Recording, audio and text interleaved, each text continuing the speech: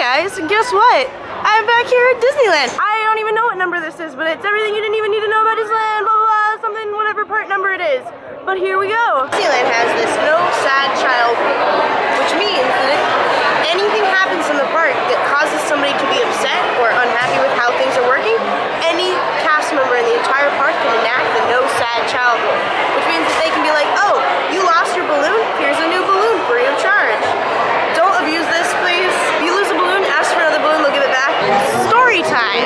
So, Walt Disney had two daughters, Sharon and Diane told the story about how when she was little, she was getting ready to go to her first school, so she was getting ready to like go to preschool. She was really tiny, and she went to preschool, and everyone there was like, your dad is the coolest person. She's like, what are you talking about? He's just my dad. So she found out that day her dad was this man named Walt Disney. So she goes home and she goes, hey daddy. Yeah, honey?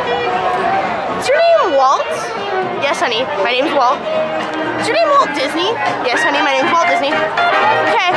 But are you the Walt Disney? Yes, honey. Okay. Hey, Daddy, can I have your autograph? My hair is slowly dissolved into mess. Mohawks and roller coasters. Yes. In the event of a storm where it's really windy and the fireworks maybe won't go off that night, if you ever want to know if the fireworks are going to go off, if they're delayed, just look for a balloon being released. They usually release it right behind the castle, and they release the balloon so that they can see if the wind is blowing the balloon around. If the wind blows the balloon around, they're not going to be doing a fireworks show that night. Cars ride with Vader and that red car that nobody knows the name of. Seriously, what's the name of that red car? No one knows. No one cares. You can't see it currently, but originally Walt Disney had designed the park so that you would have a familiar view straight down through Main Street, through the castle, and see a carousel.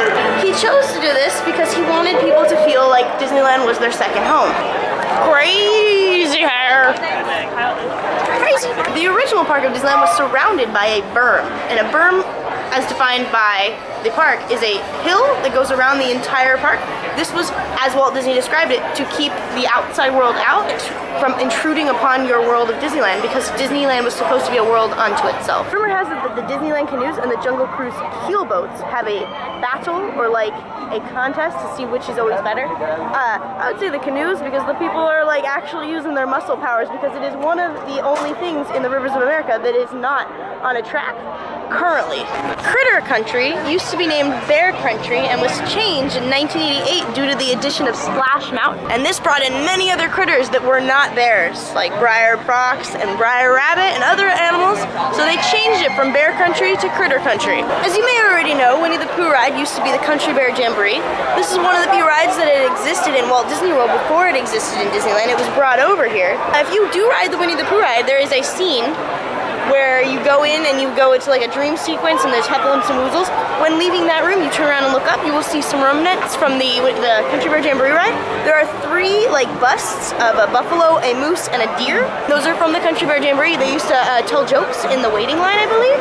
When the Country Bear Jamboree closed in 2001, it was put in with Winnie the Pooh in 2003, which is another bear ride imported from Florida. So this whole area is just like Florida's, man. The reason I'm telling you guys this is because they were originally going to build a ski resort in the Sierra Nevadas, which are the mountains in California. The plans were canceled in 1996 due to Walt Disney's untimely death, but they had basically gotten the land, all the rights, everything was ready to go, and they were going to have it country bear themed. They were going to have these singing bears, like audio animatronics, placed throughout the resort, and they would sing, dance, and things like that. And the whole resort was planned out and everything, and then Walt died. The park rangers were like, hey, we were working with Walt Disney, but because he is no longer the head of this company, we don't want to work with this company anymore, pretty much.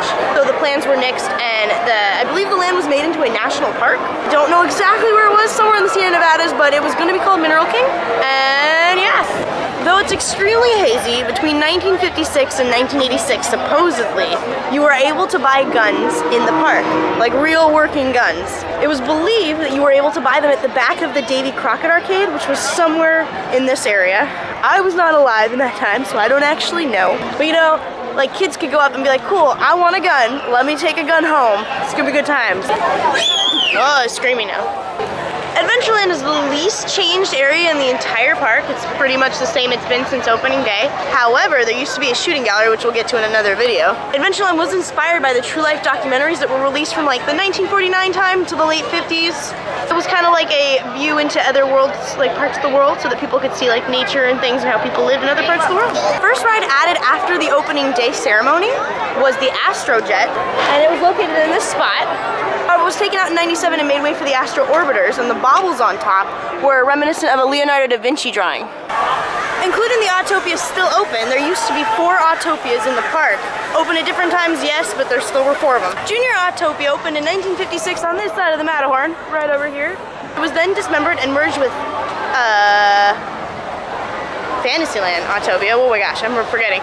Merged with Fantasyland Autopia, and then the motorboats, which were in that pond over there. The Fantasyland Autopia was opened in 1959, and it was very similar to the Tomorrowland Autopia, so it was taken out and it was made into, well, it wasn't taken out, it was changed theme-wise into the Rescue Rangers Autopia. That was then taken out in 1999. The smallest was the Midget Autopia, which opened in 57, and it was for smaller drivers, so little kids could drive the cars, and adults could not ride the ride. It was open on opening day in Tomorrowland, however, it was donated to Marceline, Missouri, where Walt Disney grew up. From 1960 till 1982, this area right here on the backside of Monstro was Skull Rock and Pirate's Cove, taken from Peter Pan.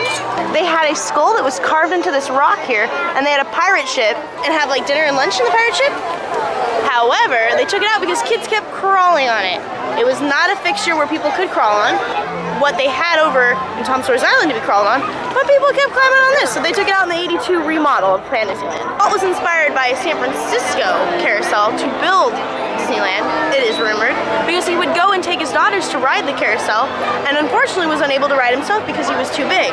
It was only allowed for children. This is where he got his idea, where he wanted a theme park that would be enjoyed by parents and children, and both could come and have fun. That's it for my Disney fact video. I don't remember what number it is. All my friends were telling me what number it is because they watch my videos, which is weird. Stop watching me film my video! You know, whatever. I'm gonna go home now, probably, go to sleep, but I will talk to you guys later. Until next time, bye! You just watched Lazar and Dink. Leave a comment and tell me what you think. If you seem to like my groove, hit subscribe and improve your mood. Secret bar. There's a secret bar here in the hotel. You have to be 21 and up, but it's pretty fabulous. It's called Trace Hands. It's a tea room theme bar. Dun, dun, dun.